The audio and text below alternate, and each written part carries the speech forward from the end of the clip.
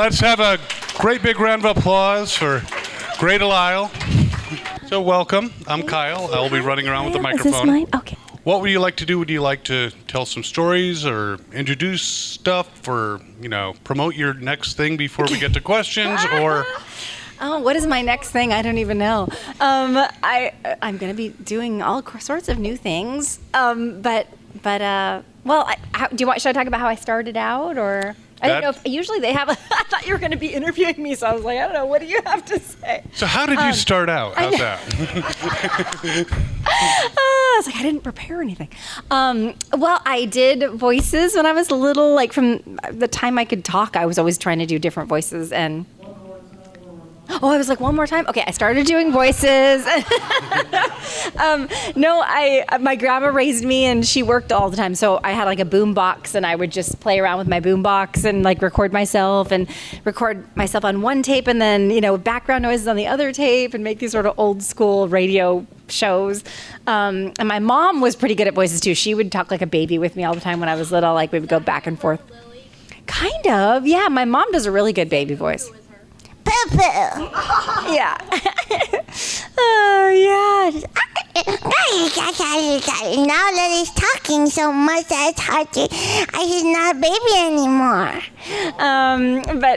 So I did that, and then because my grandma needed free childcare, so she put me in plays when I was little, which was a genius idea because there was a little theater at my school that would bus us to the rehearsals right after school, and then we would stay there till like 7 o'clock at night, and my grandma would just come pick me up after work, and it was free childcare. And then is there something going on? No. Okay, great.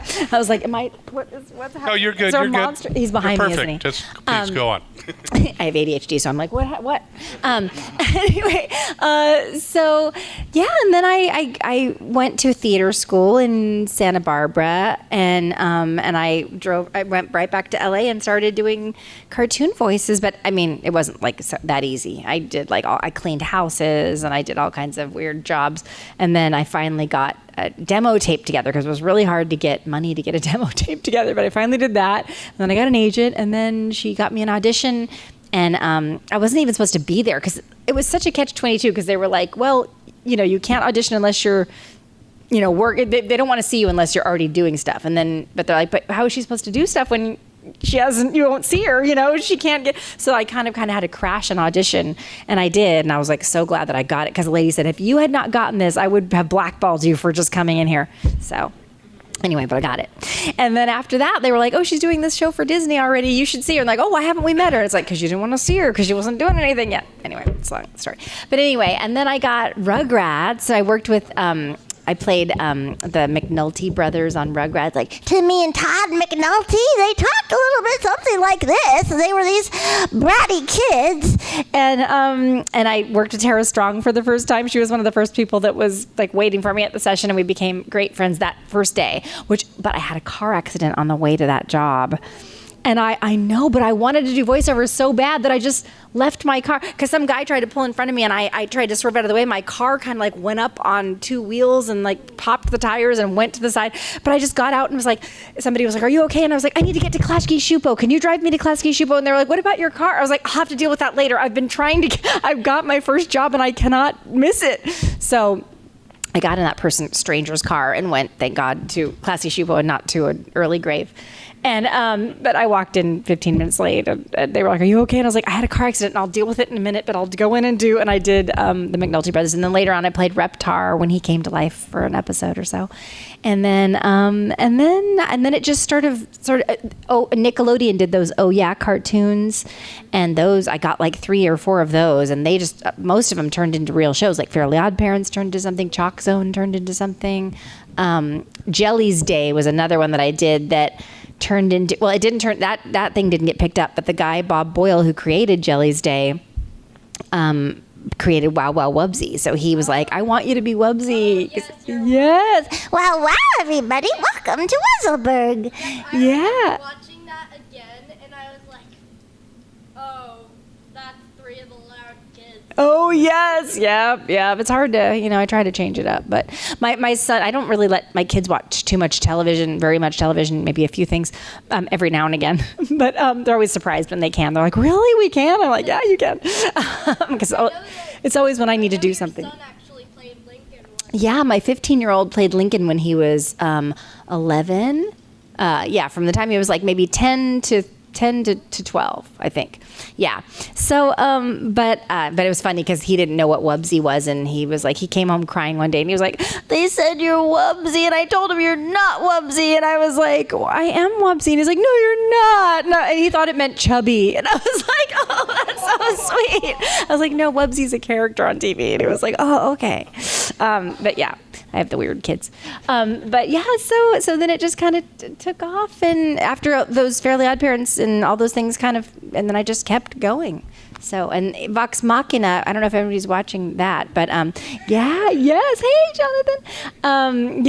Well, that was supposed to be Scratch. I was, so many of my roles that I started out doing were supposed to be temporary. Like the grandma in the Book of Life, did you watch the Book of Life? I was the grandma, was you like, He's not gonna do it. I was a beast in the arena. A beast! that was all, I did Scratch for every single female character in that entire movie, and then they would just fill it in with different celebrities as it went. And then, they tried to fill the grandma in with some famous Mexican actress, but they were like, she's not funny. Guillermo del Toro was like, "We got to leave Gray in there." And I was like, "Oh, thank you. I held on to one role out of all those things." And then Vox Machina, my friends were making, well, obviously, they're my friends, but they're famous now. But they were just like, "Great, can you do Scratch?" And I was like, "Oh my God, of course I can do Scratch." I'm so proud of you guys for getting your thing off the ground and raising all that money. And I'm just so proud of them. And that regular actress was just traveling and stuff and couldn't be there. But then Amazon was like, "We kind of like the Scratch a lot," so then I got to stay. I have friends who don't do Scratch because they're just like, "Oh, it's an insult or whatever," but I'm like, does the insult pay? Because I'll do anything that pays money, and usually it turns into something. So, or at least they'll give you something in it, like Bolt. I played the mom in Bolt, and that was all just Scratch, and I got to keep it. So yeah, there's so many good, especially big movies like that. Like if you get a big thing for somebody that's little like me or not known, like not a face that's known, it's always because I did Scratch. And it pays off. But yeah, well, I guess we can open it up to questions. Well, I have a couple real quick ones. Oh, sure, okay. One, you said you worked a lot of weird jobs. What was your weirdest job? Singing telegrams was a pretty weird job. Yeah, and it did not pay anything. Like you have to get all dressed, go pick up like whatever weird chocolate or flowers or whatever the thing that the people were delivering, which was like really far away from my house. I had a car that got about like 7 miles to the gallon or something at the time, and it was a really old car. And then I would have to drive with a Thomas guide. I know I sound like an ancient person, but there was these thing called Thomas guides, which was these really thick books that had the address and how to get there. And I don't know how I did it, but I found these addresses. Now I even go to my own house, I put on the MapQuest or whatever, and I put on the the GPS. But yeah, so and then I would get there, and then I would sometimes they were sorry ones, which were the hardest ones to do because the person was really pissed off at whoever it is that was sending the telegram. So you had to like sing for somebody who's going, yeah, right. Okay, well, he should have thought of that. So anyway, and I'm just like, sorry, Anyway, the happy birthday ones were fun. We go, HAPPYBIRTHDAY. Happy birthday to you. Happy birthday to you. It was probably a good precursor for Cuphead. This kind of singing that I did. Like very Miss Chalice. You're just like her. Oh, thank you. I like old-fashioned things. My house is all very Art Deco, old-fashioned. I've got a jukebox and like an old radio, and all my TVs are hidden. All my technology is hidden with something because I'm like, I don't like the way it looks. It's ugly. Anyway, so. And what happened to the car? Oh God, that's a saga. Oh my God. Yes. Well, I ended up fixing it up. It was a Mustang, which after it was crappy, I fixed it up. Like I put a ton of money into it, like after I got cartoon jobs and stuff, and made it look amazing. And then my stepdad, who I don't get along with, he loves old cars, so he wanted to buy it from me. So I said, okay, you can buy it from me, but you can make payments. So he gave me like $700 or something, and then he was going to give me like $700 a month because it was like a $20,000 car. By the time I was done with it, it was. I mean, even though it was old. And then no payments came in, and so I was like, are you guys going to pay me for the car? Because it's been like 4 months since you made a payment. And my mom goes, oh, we sold it. You need to know that I don't get along with my parents very much. Yeah, I mean, my real dad is nice. My mom and her husband are. Anyway, but she was like, we sold it. And I was like, you sold it? But it's my car. You haven't paid for it. And she's like, I know, but we just needed the money and we didn't know what to do. And I was like, oh, who did you sell it to? They sold it to my cousin who I had to see driving it on Facebook. I kept seeing pictures of him tagged, like, look at my new car. And I was like, I just wanted to go, that's my car, even though I stupidly gave them the pink slip before they got the car. Anyway, I trusted them. I shouldn't have done that. Yeah. One time they were like, can you help us pay our mortgage? Because our house, we want to sell our house, but we're behind on our mortgages. So can you pay it for us? Because we're like $8,000 in debt. And I was like, sure. So I paid it down for them. And they said, as soon as we sell the house, we'll give you the money back. I was like, okay, before the car situation. So I wasn't ready yet. Anyway, but then they didn't sell their house. And I was like, are you selling your house? And they're like, we prayed about it and we just don't think it's a good idea right now. And I was like, but are you going to give me the money that I bailed you out of your mortgage? And they're like, yeah, we'll have to just pay you back in little bits and pieces. So they did. They have been. It's been 15 years or something, but they've been paying it back in bits. Here's another 5. It's true, but it's a thought that counts. It's fine. It's fine. I'm used to it. Anyway. We have some questions over here. Hi, I'm a huge fan of Scooby-Doo. I grew up with all of that. So I want to ask, what was it like working with Hanna-Barbera? Oh my goodness. Well, I mostly worked with Warner Brothers because Hanna-Barbera was a little bit before my time. They were the last thing I did at Hanna-Barbera was Johnny Bravo. And that was well before I was Jenny Bravo. I don't know if you saw that, when he turned into a girl. So I did a few things like they're just before they completely shut down that beautiful building. It was this beautiful building on Ventura Boulevard. It was all retro and cool. And then Warner Brothers kind of took over everything. So I've been mostly working with Warner Brothers. But it was hard taking over that role because Mary Kay Bergman, who had played the role before me, was just such a dear friend. And this is a heavy panel. I've realized, first my dysfunctional parents, and then my friend took her life, and then I took over her role. And I didn't want to take over the role. I didn't even want to read on it because it was so traumatic at the time, and I couldn't believe they were having auditions for it already. It was only like a week or something after she passed away. But her husband was staying with me at the time, and he said, Gray, you should read on it because she was you guys were friends, and she loved you, and she taught you everything you know. Because I had taken her class. That's kind of how I got better at voiceovers, was taking Mary Kay's class, and she taught you how to do voice messages and everything. It was so surreal trying to learn how to do the voice with all the things that she taught me. I didn't actually study for it before I read on it because I was too traumatized. I just said, I'll read on it, but I'm not going to listen to that tape. It's just too painful. But after I got the role, I was like, I better try to match her as much as I can, because I have to make her proud now. So I did listen, and I used her little techniques to help learn her voice, which was weird. But she's always with me. I always feel her with me, when I'm doing things. I went to this psychic reading once, and the guy said, there's a woman here, and then he was like, oh, he's like, she took her life, and I was like, okay, and he's like, but she said you do the same job that she does, and it's a really weird job. I don't know what it is, but it's weird. And he was like, and she's handing you this little plant, and in her hands it was like this littler plant, but in your hands it's kind of grown into this big plant. Do you understand that? And I was like, oh my God, yes, I do understand that. And he was like, okay, well, as long as it makes sense to you. And I was just like, oh my, and he said, she's saying, you go girl, I'm so proud of you. And I was like, oh my God, it made me cry. And then he also told me, there's another woman that's up there that says you're going to do the same thing for her. And she's got a little scratchy voice, and she's like a little fairy. And Russi Taylor had just passed away. And I had not taken over her role. But he said, they're rooting for you. They love you. And I loved Russi in real life too. And he said, I was like, am I going to be Minnie Mouse? This is so weird. But then I didn't even know she was on The Simpsons. I'm so bad at Simpsons stuff. After I got The Simpsons, I had to watch a ton of Simpsons because I know it's a good show. I just never watched TV. So Russi, when I did the part, when I did Martin's big episode a few months ago on The Simpsons, it was a big arc for Martin where he had a mental breakdown breakdown, and you saw like he's addicted to amphetamines and everything. And but I was nervous because I'd only done like 3 or 4 lines per episode up to that point for the last few years, and I was like, oh God, okay. So then I was doing it. I was like, Rusi, be here with me, just keep me on track, and I felt like she was with me. So I feel like I have these little angels on my shoulder, little red-haired angel, little blonde-haired angel, and yeah. So yeah, and when I do the redhead on the Pirates of the Caribbean. If you go on that ride at Disney World or Disneyland, there's a pirate, and she's like, they want the rum, don't they, boys? And she's like, quit your clucking, But that was Mary Kay's favorite ride in the world. And I was like, when I went to the audition, I was like, oh man, Mary Kay, this should have been you. You are the redhead, and you would have been so good at this. And then I was like, what, if you have any tips, like, tell me what I should be doing.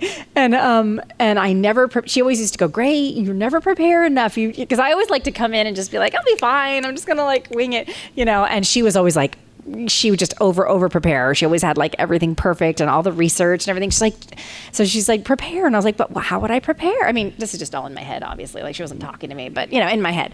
And she goes, well, like maybe like watch some YouTube videos about pirate stuff or pirate speak or whatever. And I was like, but it's only one line. Like how much can I improv? And she was like, just be prepared. So I went on and I like watched a bunch of I learned a bunch of pirate lingo and pirate slang. I was out in the lobby for like 40 minutes waiting.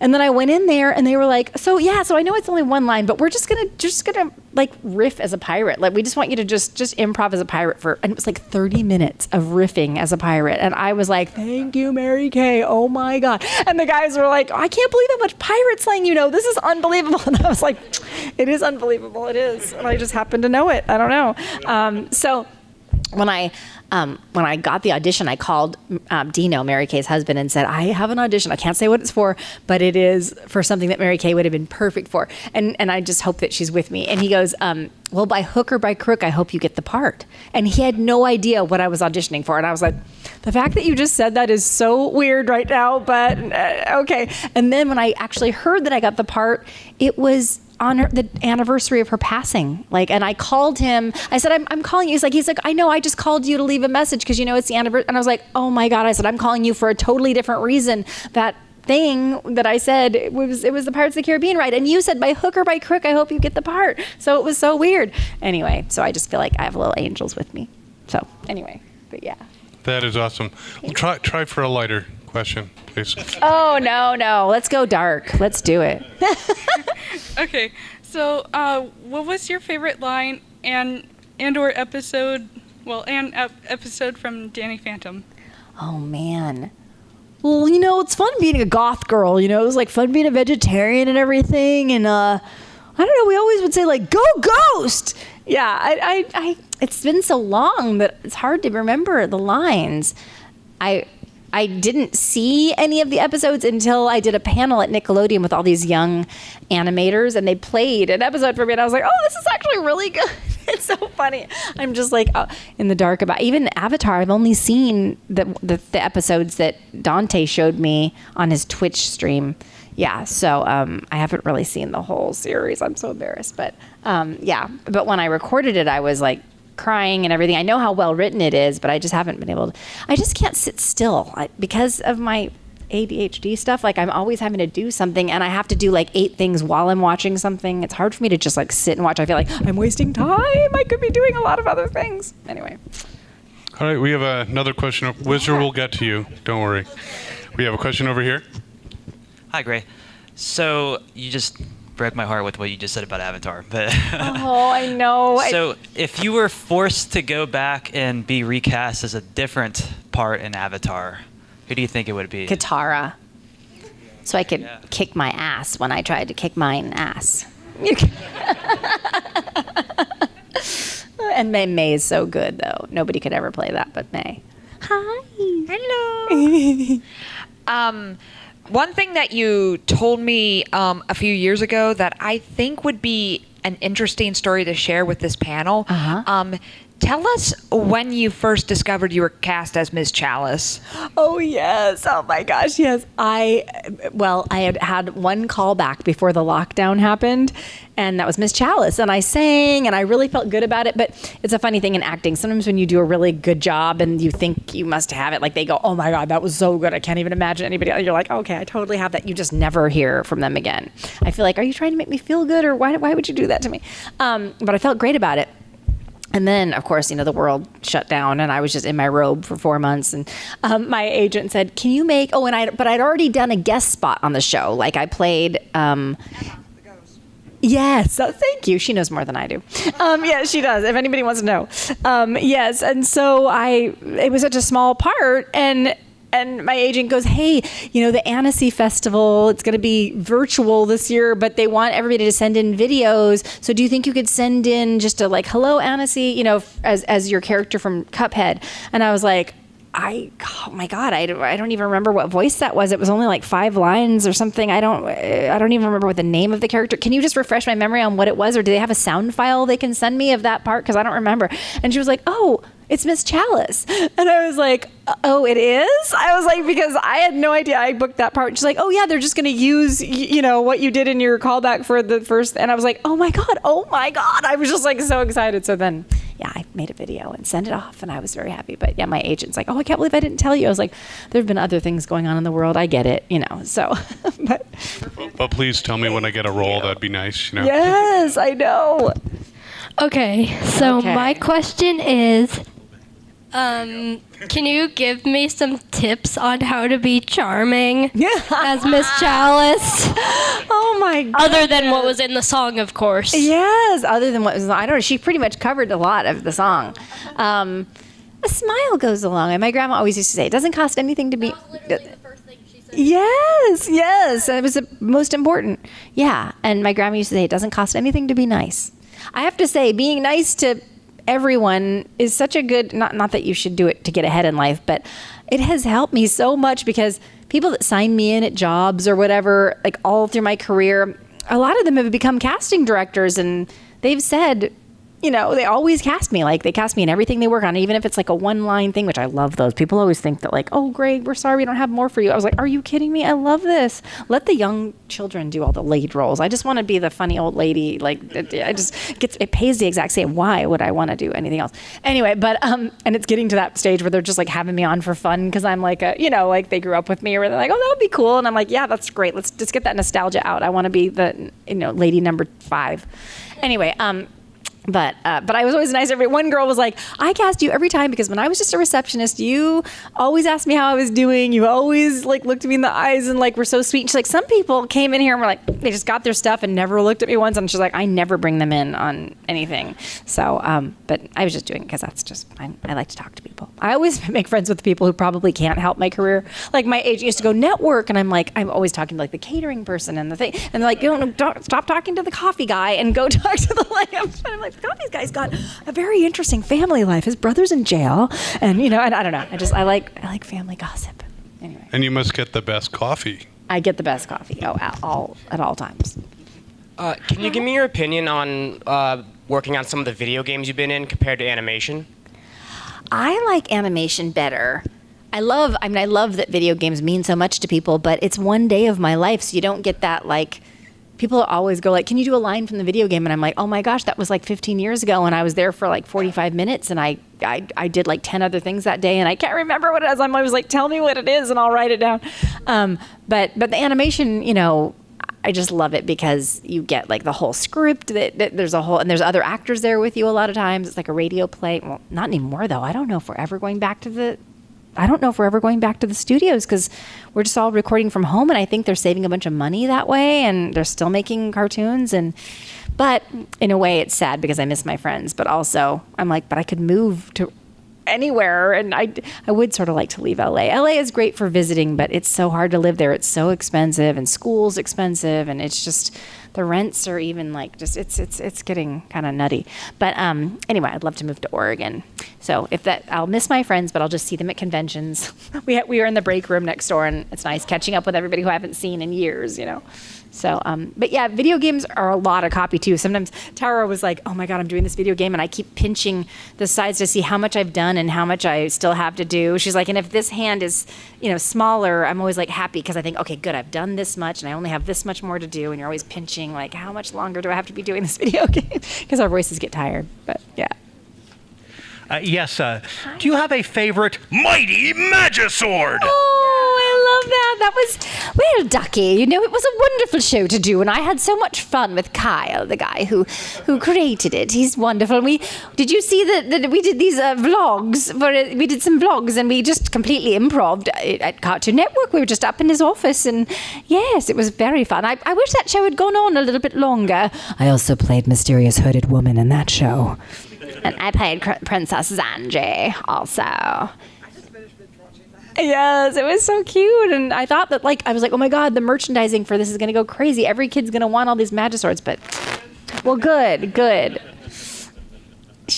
Oh, hi. Hey, you took your beard off, Molly. You remembered my name? I did. Aww. Please note for everyone, I have been awake since 3 p.m. yesterday because I work nights and I came straight from work. Oh, so I'm like gonna cry right now because she remembers my name. Oh, I called her a waterbender because she works at Niagara Water, and I was like, a waterbender? How dare you? But she's like, no, I'm a firebender. I am a firebender. But my question is, what is it like to voice two characters who will have some kind of negative interaction, like Azula and the Cherry Girl, or Delilah and Lady Derolo, or even Ariel's two sisters. I think it was Arista and Aquata. Yes. Waterbender. Yes. Double waterbender. Mr. Fuzzywinkle. Yes. It's so funny. I was watching that with my daughter, and I forgot I was in that. She got really into Little Mermaid, and then that came on, and I was like, oh yeah, because it was just on when I came in, and I was like, hey, that's me. They're so sick of me being in things. They don't get to watch anything that much, so they're not that impressed by me being in things. So then I just start doing the voice, and they're like, Mom, I'm watching this thing. Stop it. You know. So I'm always interrupting their media time. But I banished myself, and I'm not proud of it, but I am proud of it. Yes, I am. Yes, and Lady Derolo, and yes, I don't know. I guess I'm mean to myself a lot of times. I yell at myself quite often, so it's normal. Yeah. I know, you know, but got to do what you got to do. I did it for love. Yes. So, out of all the roles you've played, what's your favorite? Well, I have to say Azula because she's been such an influence for so many people and a gay awakening for many people, and she's the one you love to hate, and it wasn't my fault. My own mother thought I was a monster. She was right, of course, but it still hurt. It's just she's such a well-written character and so just multidimensional, and I honestly didn't know how much she'd affected people until maybe about 10 years ago when I did my very first convention. I was just like, wow, this character's popular. I need to print some of these pictures. People always asking about Azula. And for me, it was like such a short time in my life, and I hardly ever recorded with the rest of the cast. I would go in and just do my parts and come out. And so I had no idea that even Mark Hamill was my dad. I was like, oh, like on Twitter, he was like, your father, and I was like, oh my God, yeah, I forgot. Yeah, I saw you in the lobby. Anyway, so yeah, I have to say Azula. And Daphne Blake too, because jeepers, you know, she's such an iconic character, and you know, no matter how old people are, I can still, like, I got arrested one time, and the cop said, where are you coming from? And I said, Comic-Con. And he said, oh, really? What do you do? And I said, I do cartoon voices. And he said, anything I would know? And I said, yes, I'm Daphne Blake on Scooby-Doo, as I had my handcuffs on. And he was like, do a voice. So I was like literally in handcuffs, and I was like, jeepers. But I was like crying and everything. It was a long story. I didn't realize I was getting pulled over, and I kept going because I thought, oh, it can't be me that they're pulling over. Because they had the lights on and I was like, oh, I started to pull over and they were like, don't pull over. I couldn't understand what the rest of it was, but apparently they were telling me to pull off the freeway at the next exit because it's like dangerous for police officers to be on set. But I didn't know. I was like, oh, they said don't pull over. Okay, so it must not be me. And then I was like, wow, they're really after somebody. And I mean, there were like helicopters and it was crazy coming back from San Diego. So they like tackled me to the ground. It was just, yeah. And then they wanted me to do voices. I was going about 5 miles over the speed limit and then I didn't pull over. So I was tired. It was a long weekend at Comic-Con. Anyway, but I didn't get arrested though. They felt bad because I was like, you said pull over you said don't pull over. And then that was the only time you ever said anything. They could have gone up and said pull over on the side or whatever. Anyway, but they almost did a spike strip. That would have been terrible. So, anyway. Hey, Gray. Hi. I'm Dylan. Hi, Dylan. Like a lot of people, I'm sure I grew up watching What's New Scooby-Doo. Yes. Where he first started voicing Daphne. And yeah. I'd like to know what was it like working on that show, and also did you get to meet the band Simple Plan when they guest starred in that one episode? Oh my gosh. When they did the theme song. Wait, now What's New Scooby-Doo? When did that come out? It was 2002. 2002. Okay, so that was like early. Yeah. Well, I don't remember meeting the band, but I think they were probably recorded separately. But I don't remember exactly that. I remember working with Casey Kasem because he was still doing it then. Yeah, he was so sweet. I remember being a little starstruck by him, and I remember him throwing. Well, he would always pick things up if I dropped things. He would always pick. He was like a gentleman. But then I started just being funny and just dropping stuff. Like if I was next to him, I'd just grab my paper and go like that, and then he would go, and then he's like, and I go, I'm just kidding. You just always pick up my stuff. You're so nice. And then he's like, boy, for a girl who always wears dresses and lipstick, you sure have a filthy mouth. I was always cussing. And then you remember that viral recording that went around where he was like yelling at, do you remember that, Casey? There's a Casey Kasem tape that went around on the internet and everything where he was, yes, he was doing the snuffy, dedication. He's like, somebody's dog's dying. And, and he was yelling at but I just had to ask him about that because I had heard it, over the years. And so it was the cast party for that show. And I wasn't sure if I was ever going to come back as Daphne. So I was like, I have to ask him since I may not be back. So there were all these people around. And I was like, Casey, I have to ask you, that recording of you and the dog. And he was like, and everyone was just like, oh my God, nobody could believe that I was going to ask him. But I was like, this could be my only chance. I got to know. And even Frank Welker was like, Gray, I've been working with the guy for, 30 years and I never have asked him because it's just been a sore subject. Nobody's asked him, but you, of course, you asked him because you just say everything that comes into your brain. But he was so nice about it. He's like, oh my gosh. He's like, I was so mad that the engineer published that. I wanted to sue him, but then I was like, ugh, no, it's just going to make it more publicized and, it's not worth it. But he was such a sweet, sweet person. I loved him. Yeah. So that's my best memory from that show. 2 questions, if you can talk about working with Frank Welker, but also you were talking about preparing, and you didn't know you were going to be talking like a pirate for a half an hour, which that worked out for you. Yeah. But have you ever over-prepared for something and it just totally missed because you did? And what was that like? I've never over-prepared for anything. Well, first of all, I'm a single mother of 3 kids, and I just don't have time to do anything. I don't even read the scripts that come across, because I'm doing 4 or 5 cartoons a day. I don't have time at night by the time my kids are in bed and I've read them their stories and given them bath, and it's like my time, and I just I'm a songwriter, so all I want to do is write songs and play my instrument and sing and, to myself in my bedroom. So I just go, I look over the lines real quick of my part, and then I'm like, okay, at least I kind of know what I'm doing. But sometimes they've caught me where I've underprepared, like for the Green Lantern. I played a character called Aya on the Green Lantern, and I died in the episode, and I had no idea that I died. So I was out in the lobby, and the writer goes, how do you feel about today's episode? And I was like, I feel great. I feel good.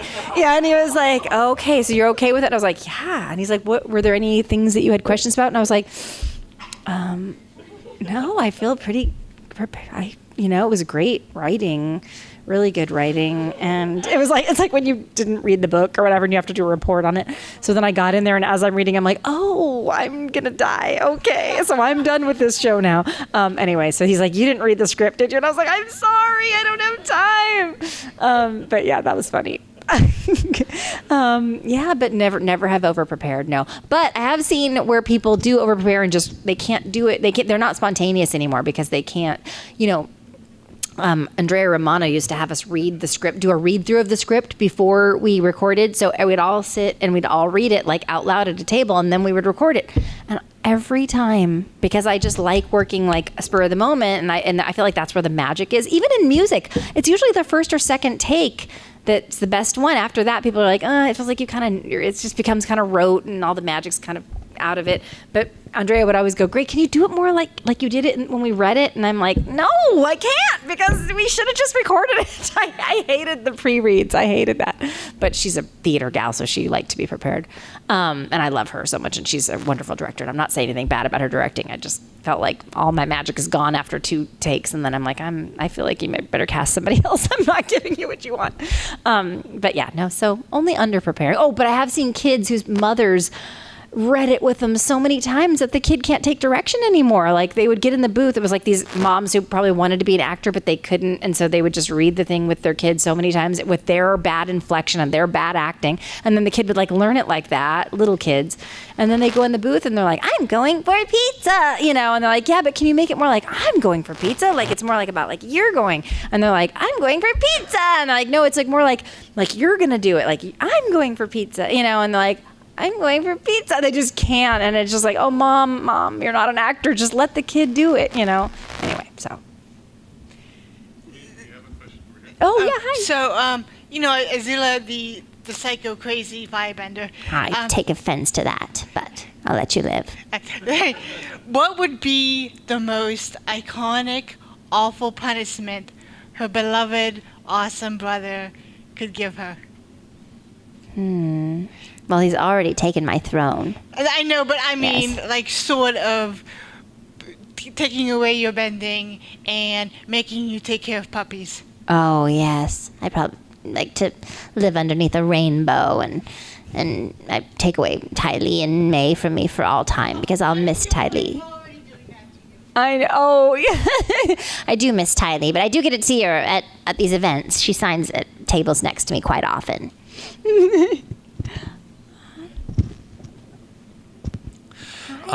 Miss Delisle? Yes. What was it like working with Richard Horvitz? I I was Mandy and Richard was, Billy, and we had a pretty good time, I guess. He's still one of my best friends. And we do these conventions together quite a bit, so he and Grimm sit over there and annoy me, as they always did on the show. So Bill, and Richard is a big music guy too, and he got one of my first albums and was like singing my songs to me, and he loves to sing, so he was just like launch into songs. So I had a song called "Beautiful Mistake," and he was always like, "The most beautiful mistake." He was always like singing it at me. Even when he sees me, he's just like, "Beautiful mistake," and I'm like, oh my god. So he was always doing Cher impressions, and he's so fun. I love him. We have another question over here. Yes. What's the hardest voice that you've ever played? The scratchy ones are really hard. Like, I play Lana on the Loud House, and she's really scratchy, and if I do her voice for too long, it just like wears out, and I can't talk anymore for a while. There's a new show on Netflix called Shark Dog, and I play the mom on the show, but I was initially playing the mom and the little boy, and the first episode, I guess I did the pilot, I don't remember. I thought it was just going to be like a thing that didn't get picked up, so when it did get picked up, I was like, oh no, I can't do that little boy voice for more than like a few minutes, so if I can't do this every week. So I was like, it was like a horrible moment where I was just like, oh yeah, my voice is not going to make it. So halfway through the first episode of the new season, I was like, I know this is really bad, and I know that I probably shouldn't have even taken this part, but I thought it was just going to be a pilot, and I cannot do this boy voice. I can't keep it up for more than a few minutes. Hi, good to see you. Anyway, so they let Kari do it for a while, and then they actually ended up casting a real boy to do it, which we were very. And now I come in and do the mom part, and it's only like 5 lines, and I love that show. Yeah, it's so nice to come down into my garage in the morning in my robe with my coffee, do the 5 lines, and I'm like, okay, great, that was that. Now I can go like have a little time to myself. My kids drop them at school, and just then have some me time. Okay, I came pretty late. And I'm not sure if they asked this question already. Okay. But for Azula's voice, what would you say your favorite line is from Avatar that you voiced? I loved the beach. That was my favorite episode. Yes. And I loved her trying to flirt. And I remember I did read that script because those scripts were so good. And so I really wanted to, I did prepare a little bit for those ones. But I was like, oh my God, I love Azula trying to flirt. She can't flirt. She's just trying to like overtake everything. She can't just let things happen. So I loved that, That's a sharp outfit, Chan. Sharp enough to puncture the hull of an Empire-class Fire Nation battleship, leaving thousands to drown at sea because it's so sharp. Yes. Yeah, I loved that. Thank you. So yeah, nobody answered. Nobody asked that one yet. So, first thing. Oh, I keep on forgetting. That's okay. First thing is, well, good job on making it through the entire series of Unikitty as Puppycorn. Well, thank you. Yeah, it was fun working with Tara again. Tara and I have been working together for a long time. Yep. And second of all, on the new Cuphead episode, are you playing Baroness von Bonbon?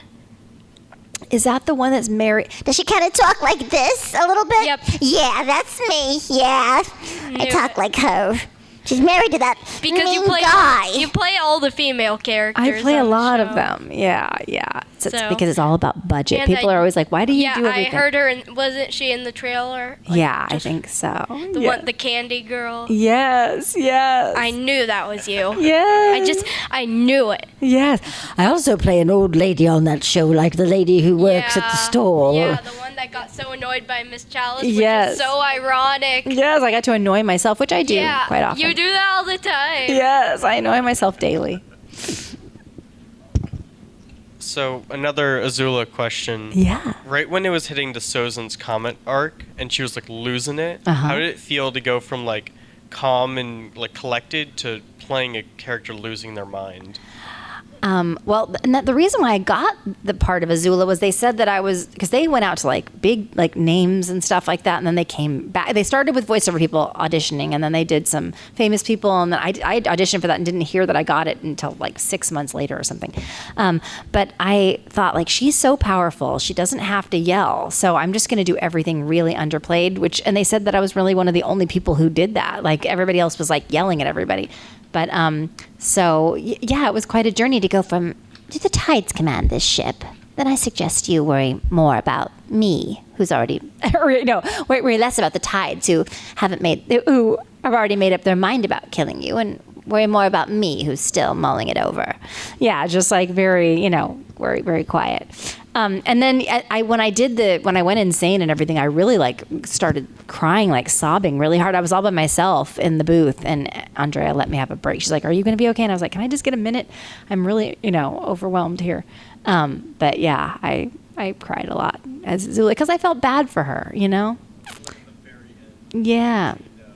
Yeah, I just felt like, poor thing, mental illness is horrible. Yes, and she needed some good insurance. Hi. Hi. It's me again. Yes. So you mentioned, I think, Max. Yes. Yes. Thank you. I love that. Ellie. Yeah. Yeah. The power couple. I know, yes. The strongest couple in the entire world. They will dominate the earth.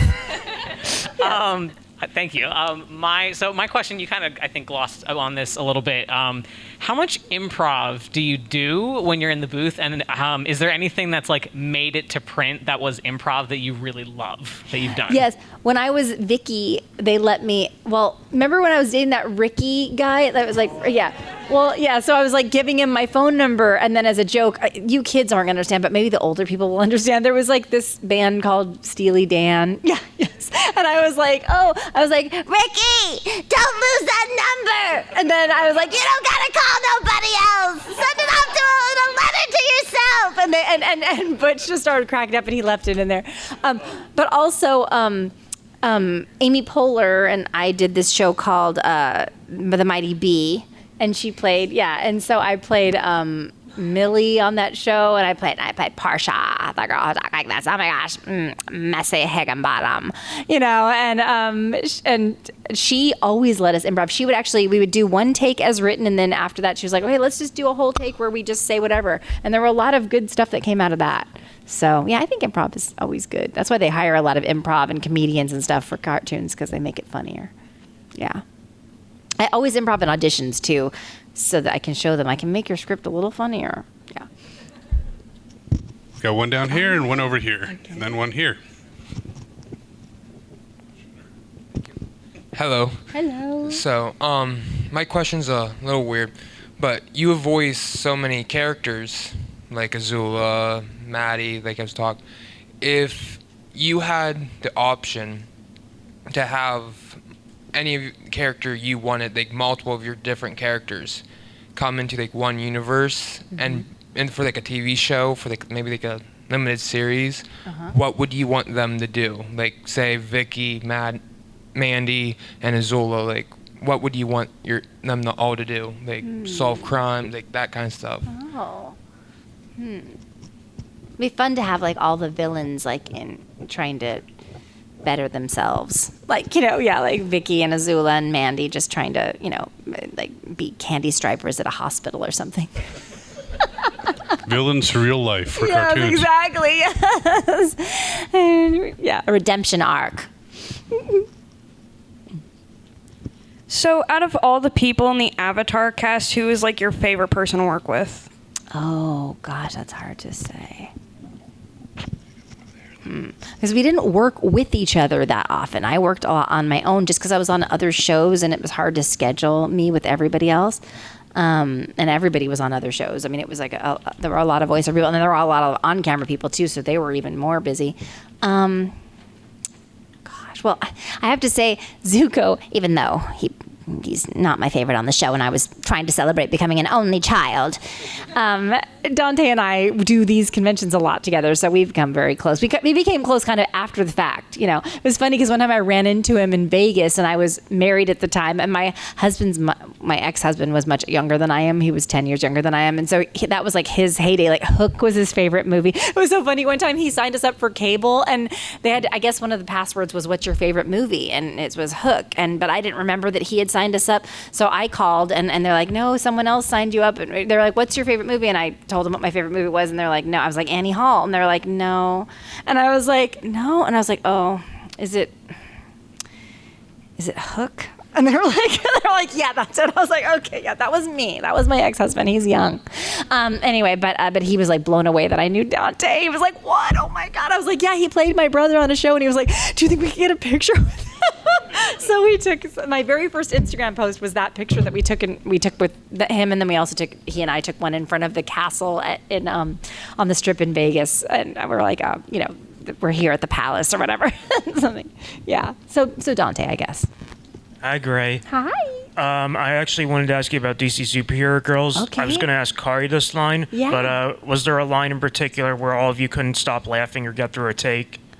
Oh man, that cast is so wonderful, and we are all so very close friends. It's Tara and I and Kari, and Kimberly Brooks, who I love very much, and this new girl named Myrna, who we all love, and Lauren Faust is very funny too. So we were laughing quite a bit through the entire thing.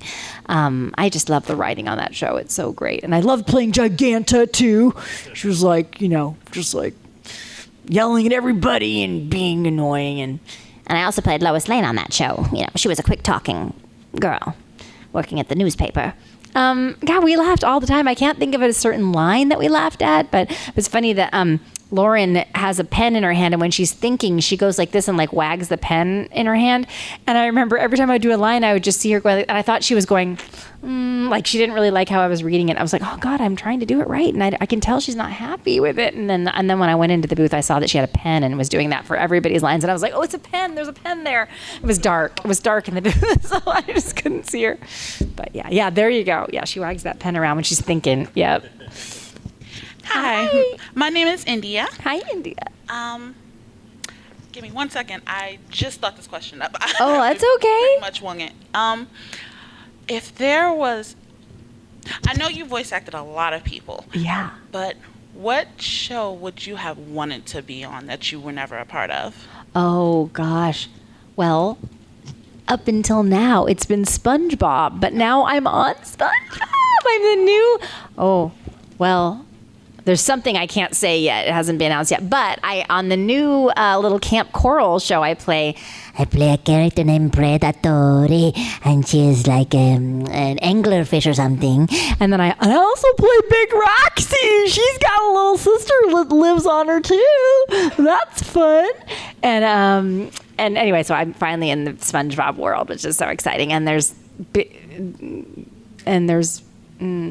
I better not say anything else about that. But there's another big project coming out in that world that I might be part of, maybe.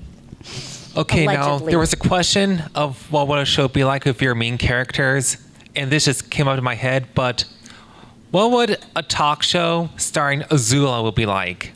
Oh, well, it'd be a very fiery set, and there'd be a lot of accidents for people that didn't do what I said. Yeah, Gosh, it would be a stunt show where I would decide if people lived or died based on... I would make them walk across a tightrope, and if they didn't do what I said, that the tightrope would catch on fire. Be sort of like the... What's the one that Joe Rogan hosted a long time ago? Fear Factor, yes. It would be like that. Fear Factor, but with Azula. I don't know who's scarier, though, Azula or Joe Rogan. Do you get really excited when you do a cartoon and it gets greenlit for a movie? Yeah. Yeah. Well, every time they or find new life, sometimes you do a show and then they're like, we're doing it again. It's coming back. Like even Rugrats, which was like my very first thing I ever did. And now I'm playing a character on Rugrats called, I can't remember what his name was, but he's into the Angelica dolls and he talks like this. He's a collector of the Angelica dolls. And he's friends with her. And I can't remember what his name is right now. But he's very, very cute. And it's fun. It was just fun that came back. And I was like, oh, more Rugrats. It's nice, like a full circle career. And then hopefully there'll be a movie of that. Speaking of movies, I saw your tweet. You're a little upset about your brother getting a movie. yes. I better not have to share a movie with him. Azula should have her own redemption arc. If you've read the comics, she kind of does. But are you allowed to comment if you are involved in the new Avatar verse in the series or the movies? I haven't heard anything yet, but hopefully the internet will come to my rescue and make them. Because that's really sad. She gets some good redemption in the comics. I know. I heard about it. The search, right? Yeah. The search, and then a couple. Well, she kind of goes. She kind of goes back. Yeah. Well, gosh darn it. Old habits die hard. I have a quick question. Yeah. How did you get involved in being Arcee in the live-action Transformer movies? Oh my God, that's a good story.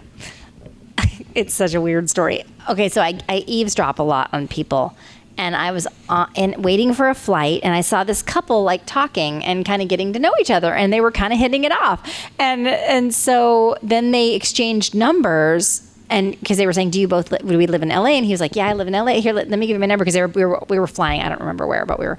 Anyway, so they switched numbers. And then I thought, oh, that's so cute. I love that. That's just so sweet. I was pretending to read my Us magazine the whole time, but I was just listening to everything they were saying. And so we got on the plane, and she was in first class, and he was in coach with me.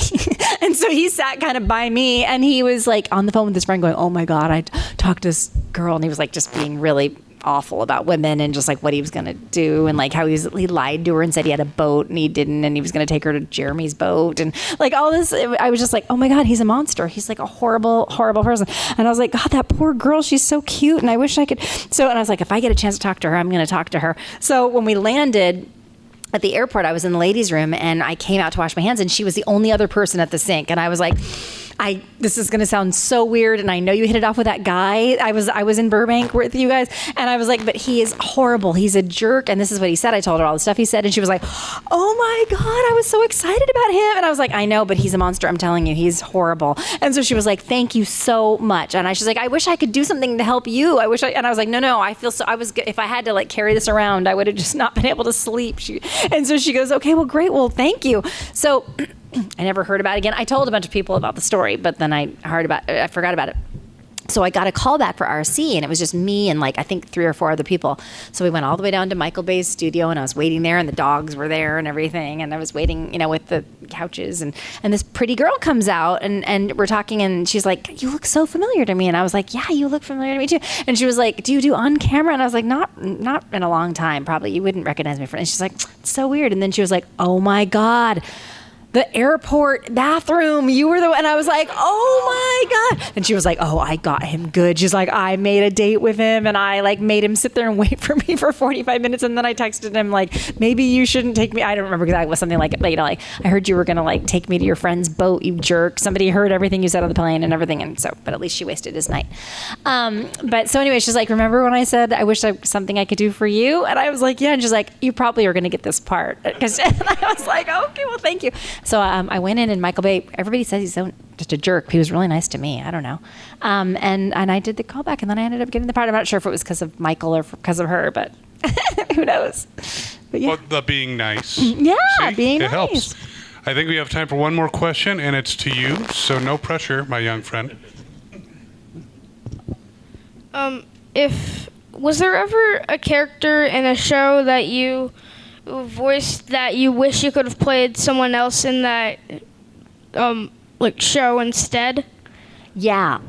As told by Ginger, I was Brandon Higgsby, the guy with the monkey, that kid. Yeah. But the funny thing is that I wanted to be Ginger so badly. And my really good friend Melissa Disney, it was funny because we had a coffee where she was feeling down about acting and she needed encouragement. And at the time I had been doing pretty well. I was on a few different things.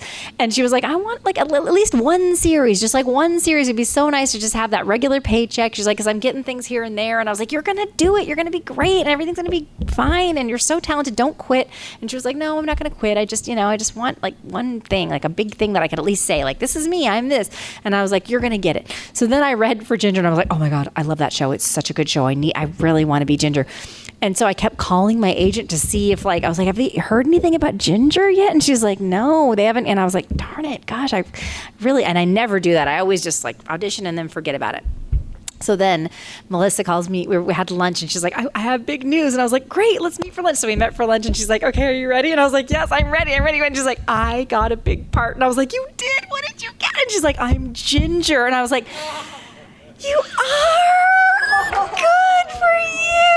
I'm so happy." I was just like, anyway, but... And she's like, "You're crushing my hand." I know. She's like, "Ow." Yeah. No, but I was really happy for her. And then I ended up getting Brandon, and I loved that part so much. That was a really good part. So. And I also it was so funny, in Spider-Man, it was between me and my really good friend Vanessa Marshall to play Mary Jane. And I really wanted that one too, but she ended up getting it. And I was like, "Oh, I love her. I'm glad she got it." But then they gave me this part of Sally Averill, which it was funny because I just played this little villain who kind of talked like that, and she was just kind of a brat. She was like a cheerleader, and she was like kind of mean to Spider-Man. But she was funny. And so I was only supposed to be in one episode. Like the first episode, I had like a few lines, but the writers thought it was so funny that they kept putting her in. So I had like 2 or 3 lines in almost every episode. And Vanessa's like, "You know how many episodes I was in?" Like 3 as Mary Jane. And you were in every episode as that little character, Sally. So anyway, it was kind of funny. Yeah. Well, great. Thank you so much for spending the time with us. Are you heading back to your table? I'll be back at my table after I eat my lunch, so at 3:00. Oh, yes, please. Nourish yourself. Yes, and, thank you, guys. And then please visit her at her table. Yes. Thank you so much. We'll awesome. Give her a nice big round of applause again. Come on. She deserves it. This is Kari Walgren, and you're watching Fandom Spotlight. Be sure to like and subscribe. Plus, remember to have fun and follow your fandom.